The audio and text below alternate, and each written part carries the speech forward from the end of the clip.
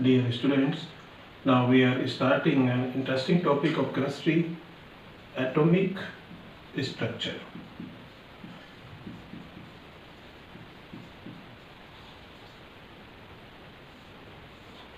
You can say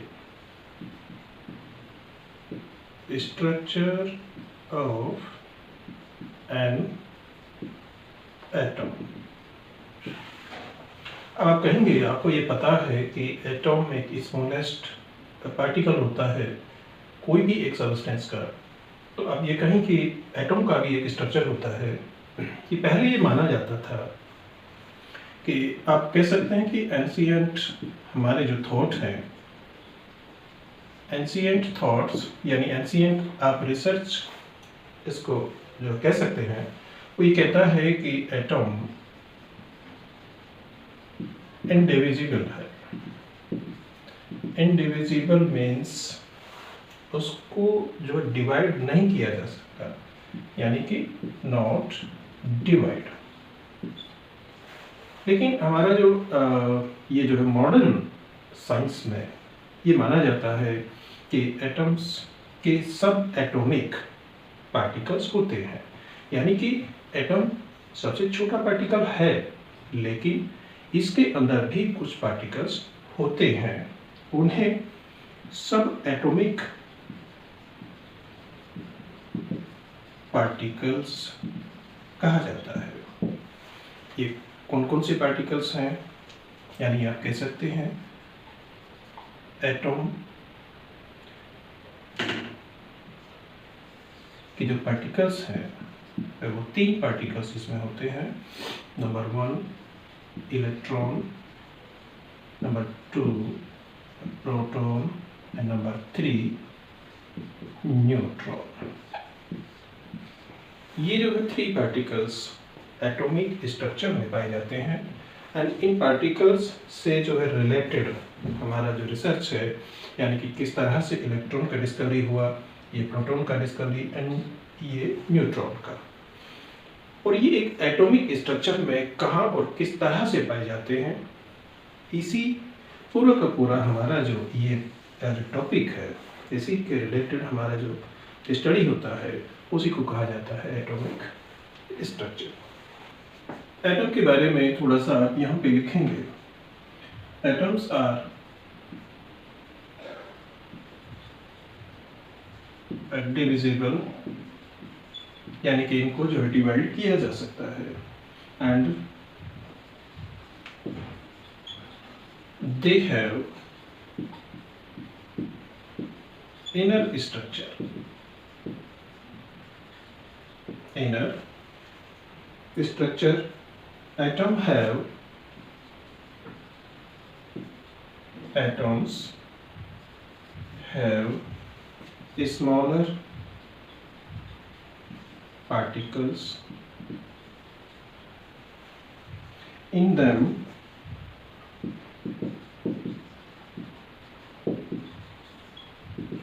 which are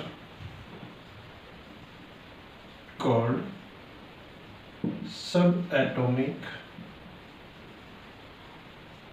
particles। यानी आपको यहाँ से ये जो है समझना होगा कि अभी तक हमारा जो एंशिएंट थॉट्स थे वो ये कहते थे कि एटम्स हमारा वो जो डिविजिबल नहीं है, इंडिविजिबल है।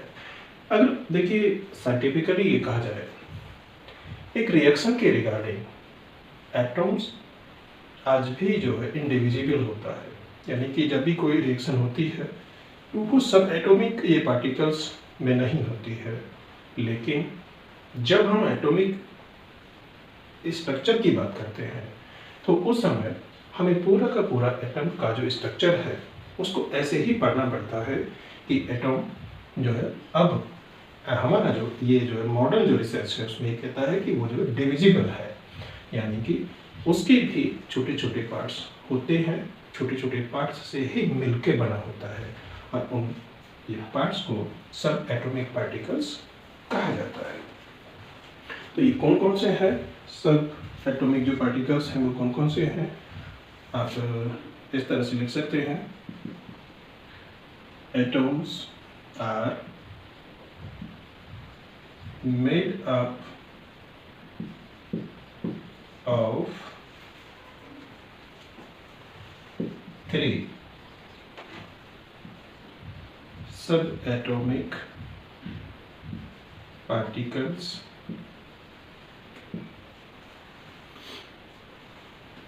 electron and proton and neutron. Electron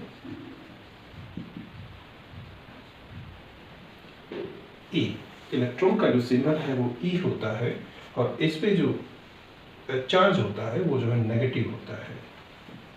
proton, इसका जो सिंबल है वो पी से शो किया जाता है और इस पे जो चार्ज होता है वो पॉजिटिव होता है।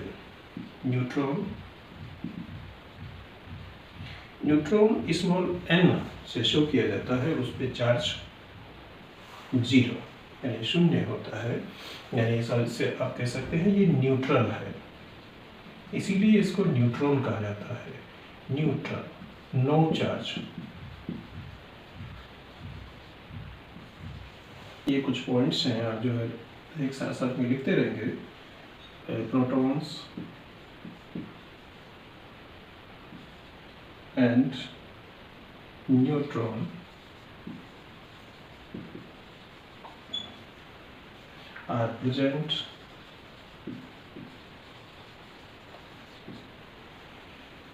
in a small nucleus at the center of the atom। इस तरह से आप एक एक करके एटॉमिक स्ट्रक्चर को इस तरह से आप जो है समझेंगे। इसमें कहा गया है कि protons and neutron are present in a small nucleus at the centre of the atom, यानी कि हम इसको इस तरह से समझ सकते हैं कि जैसे ये एक एटम है और इसके बीच में एक सेंट्रल पॉइंट होता है जिसे कहा जाता है न्यूक्लियस। यहाँ न्यूक्लियस में ये प्रोटॉन पाए जाते हैं एंड प्लस न्यूट्रॉन। ये 2 सब एटॉमिक जो पार्टिकल है, न्यूट्रॉन एंड प्लस ये है प्रोटॉन, ये दोनों ही न्यूक्लियस में पाए जाते हैं। सेकंड पॉइंट यहाँ पे आप जो है नोट करेंगे, almost the entire mass of atom is in the nucleus। यहाँ आपको ये जो है समझना होगा कि एंटायर मॉस ऑफ एटम, कोई भी एक एटम का जो मॉस होता है, एटॉमिक मॉस होता है, वो उसके न्यूक्लियस में ही होता है। यानी कि atomic mass is equal to mass of nucleus. अब यहाँ न्यूक्लियस में क्या क्या होता है, number of proton and plus number of neutron.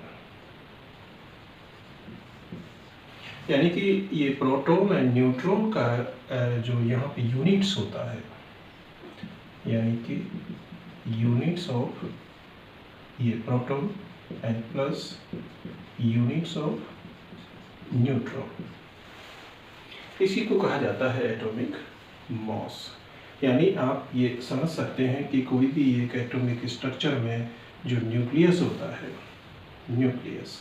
Nucleus का जो भी मॉस होता है वही उस एटम का एटॉमिक मॉस ये माना जाता है, क्योंकि इलेक्ट्रॉन का जो मॉस है उसे इग्नोर किया जाता है, क्योंकि बहुत कम होता है।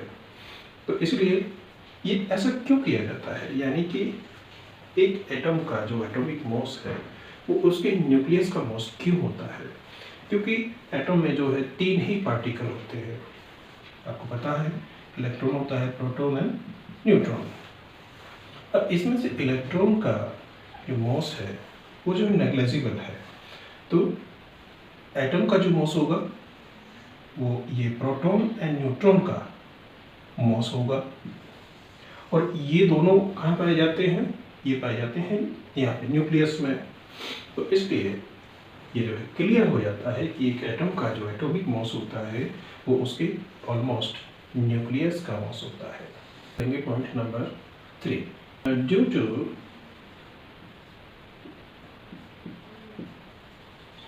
the protons, nucleus has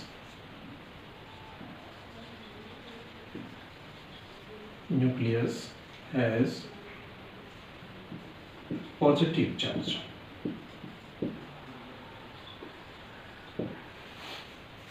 अब ऐसा क्यों?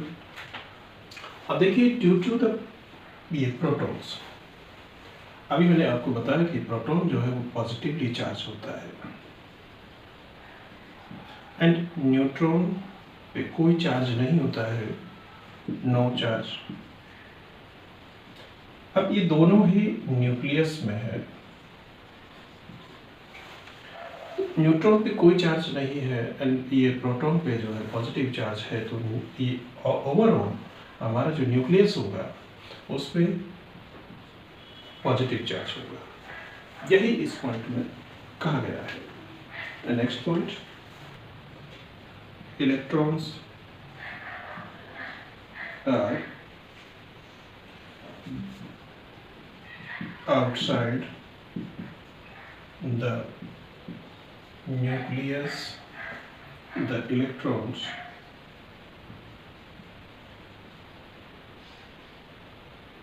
in an atom revolve rapidly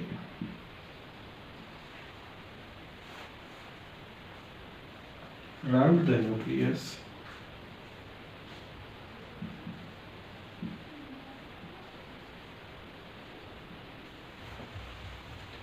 in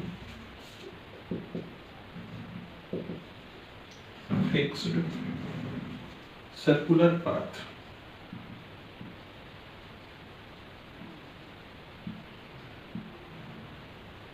circular paths called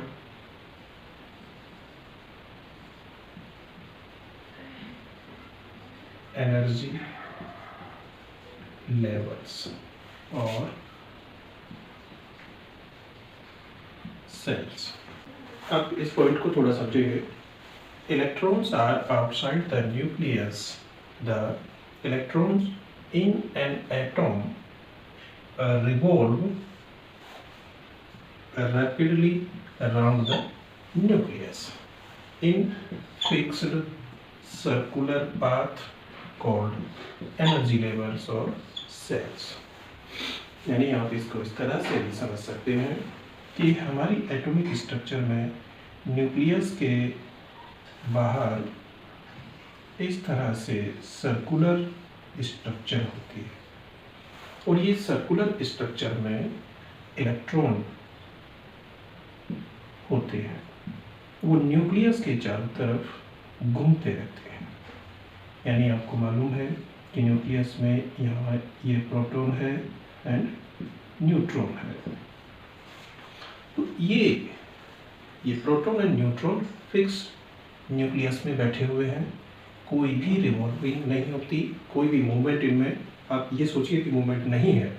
लेकिन इलेक्ट्रॉन जो होते हैं वो नेगेटिवली चार्ज होते हैं, वो न्यूक्लियस, ये जो न्यूक्लियस है इसके चारों तरफ सर्कुलर पाथ में घूमते रहते हैं। इन सर्कुलर ये जो पाथ होते हैं इनकी एनर्जी फिक्स होती है। आप इसको यहाँ थोड़ा सा और जो है डीपली आप समझेंगे कि न्यूक्लियस के बाहर, न्यूक्लियस से स्टार्टिंग होती है, first shell, second shell, and third shell and fourth shell. यानी कि आप इस तरह से कहिए, फर्स्ट यानी कि आप इसको ए कह सकते हैं, second B, third C and fourth D. इस तरह से एनर्जी के लेवल बने होते हैं और इन्हीं को कहा जाता है सेल। ये सेल्स होती है एनर्जी लेवल। यानी कि आप इन्हें ये कह सकते हैं कि न्यूक्लियस से लेके जब बाहर की तरफ हम बढ़ते हैं तो एनर्जी लेवल्स जो है वो इंक्रीज होते हैं। या फिर नेक्स्ट पॉइंट आप जो है नोट करेंगे, the number of electron, the number of electrons outside the nucleus is equal to the number of protons present inside the nucleus. आप इस पॉइंट को इस तरह से आप जो है समझेंगे कि एक न्यूक्लियस में, एक एटम में जो न्यूक्लियस है, उस न्यूक्लियस में जितना भी प्रोटॉन है ये फिक्स होता है कि एक एटम में सपोज कीजिए कि हम कार्बन को लेते हैं 6, इसका जो है एटॉमिक नंबर है, इट मीन्स उसमें 6 प्रोटॉन है। तो ये जो पहले से ही क्लियर होता है कि 6 उसके पास में जो है प्रोटॉन है, तो उसके पास इक्वल 6 इलेक्ट्रॉन होंगे।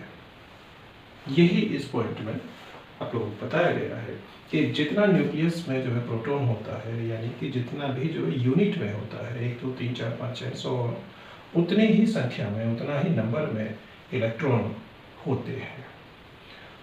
वो जो है किस तरह से डिस्ट्रीब्यूट होते हैं वो आगे मैं बताऊंगा आपको कि एक सेल में वो कितने हो सकते हैं। मैक्सिमम 2 8 6 इस तरह से 2 8 8 इस तरह से जैसे इंक्रीज होते हैं, ये मैं बताऊंगा आपको। First shell, second shell and third shell इस तरह से बढ़ते चले जाते हैं। लेकिन अभी जो पॉइंट आपका ये है समझने का, सेम यही है कि न्यूक्लियस में जितना प्रोटॉन होते हैं, न्यूक्लियस के बाहर ये जो सर्कुलर जो पाथ है, जो सेल्स होती है, उसमें उतना ही संख्या में इलेक्ट्रॉन होते हैं। ये पॉइंट हमें ये बताता है कि कोई भी एटम के regarding number of proton is equal to number of electron. कि एक एटम में जितना भी पॉजिटिव चार्ज होता है, यानी कि प्रोटॉन्स होते हैं, उसके इक्वल में जो है नेगेटिव चार्ज होता है। ओवरऑल इसीलिए कहा जाता है कि एटम इलेक्ट्रिकली न्यूट्रल होता है, उस पर कोई चार्ज नहीं होता है। जब एक एटम के पास में चार्ज आ जाए तो उसे आयंस कहा जाता है। अब यहाँ हमने जो है जितने भी पॉइंट्स आप लोगों ने जो है नोट किए हैं, उनको एक एग्जांपल से समझते हैं। एक एग्जांपल ले लेते हैं हम Na sodium atom. Sodium atom की जो स्ट्रक्चर है उसके बारे में थोड़ा थोड़ा सा समझते हैं। Na atomic number 11, it means number of protons 11, atomic mass is equal to 23. Then number of neutron is equal to 23 minus 11 is equal to ये 12। ये सारा कुछ मैं आपको थोड़ा सा इसलिए ये बता रहा हूँ समझाने के लिए कि आप एग्जैक्ट सब एटॉमिक नंबर सोडियम के लिए आप जो है निकाल पाए। यानी अब आप ये कह सकते हैं कि Na एटम के पास में प्रोटॉन कितने हैं, 11 प्रोटॉन है। उसके पास इलेक्ट्रॉन इक्वल होंगे, इलेक्ट्रॉन्स 11, न्यूट्रॉन्स ये 12। अब ये जो 3 पार्टिकल्स आपको सोडियम एटम का जो है मिल गया। अब इसकी एटॉमिक स्ट्रक्चर आप किस तरह बनाएंगे, जो भी पॉइंट्स आप लोगों ने अभी तक नोट किए हैं, पढ़े हैं, उसके अकॉर्डिंग एक न्यूक्लियस होता है। न्यूक्लियस के बाहर सर्कुलर पाथ होते हैं कि जिनको सेल्स कहा जाता है। ये सेल्स होती है। इन सेल्स में अब ये जो है 3 पार्टिकल्स हैं वो किस तरह से डिवाइड होंगे, कौन इस स्ट्रक्चर में, ये जो एटॉमिक स्ट्रक्चर हमने लिया है, इस एटॉमिक स्ट्रक्चर में ये जो है तीनों पार्टिकल्स कहाँ कहाँ रहेंगे। आपने लिखा है, ये सीखा है कि प्रोटॉन एंड न्यूट्रॉन ये जो है न्यूक्लियस में रहते हैं, यानी कि 11 ये प्रोटॉन एंड ये है 12 न्यूट्रॉन, ये रहेंगे यहाँ पे न्यूक्लियस में। अब एक बचा इलेक्ट्रॉन। इलेक्ट्रॉन के बारे में आपने लिखा है कि ये न्यूक्लियस के बाहर सर्कुलर जो पाथ है उस पर घूमता रहता है, रिवॉल्व होता रहता है। तो 11 है तो फर्स्ट सेल, यानी आपने जो ये सीखा है कि ये ए सेल है, ये B and C and D shell है। ये जो तीनों सेल हैं, इन तीनों सेल में 11 इलेक्ट्रॉन जो है वो किस तरह से डिस्ट्रीब्यूट होंगे, इसके लिए कुछ रूल्स हैं, लॉ है, वो आपको मैं पढ़ाऊंगा, आपको बताऊंगा। अभी आपसे इतना आप जो है समझ लीजिए कि first shell 2, second shell 8 and 2 8 10 and 1 third shell इस तरह से डिवाइड होंगे। फर्स्ट सेल में 2, सेकंड सेल 8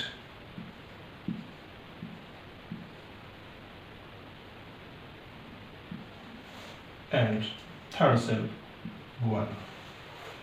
इस तरह से सब एटॉमिक जो पार्टिकल्स हैं, ये 3 पार्टिकल्स कोई भी एटॉम में इस तरह से ये जो है डिस्ट्रीब्यूट होते हैं। यहाँ से आपको थोड़ा थोड़ा आइडिया एटॉमिक स्ट्रक्चर के बारे में हो गया होगा। तो अब यहाँ ये 3 पार्टिकल्स जो हमारे हैं, इनको fundamental particles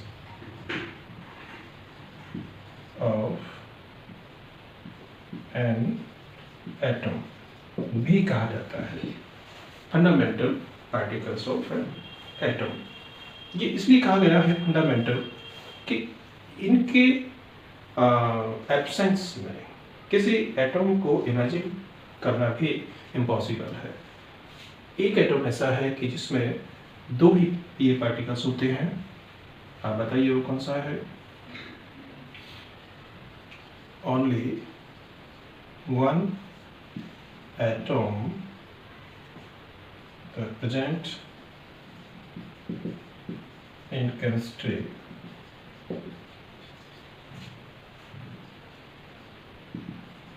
which have only 2 subatomic particle, hydrogen. Hydrogen के पास प्रोटॉन होता है और इलेक्ट्रॉन होता है, न्यूट्रॉन नहीं होता है। और बाकी हाइड्रोजन को छोड़ के और बाकी सभी के पास ये जो है उनके एटम में इलेक्ट्रॉन भी होता है, ये प्रोटॉन भी और न्यूट्रॉन भी होता है। तो ये सभी ये तीनों पार्टिकल्स जो है वो फंडामेंटल पार्टिकल होते हैं। तो ये तीनों जो है पार्टिकल से जो है रिलेटेड जो एक्सपेरिमेंट हुए, यानी किस तरह से इनका हम लोगों को पता चला, तो उसी से जो है रिलेटेड एक बहुत ही बड़ा टॉपिक है डिस्कवरी ऑफ सब एटॉमिक पार्टिकल्स। तो ये बड़ा टॉपिक है, इसको आपको मैं हमारी दूसरी जो है वीडियो में बताऊंगा। तब तक के लिए आप थोड़ा वेट करेंगे।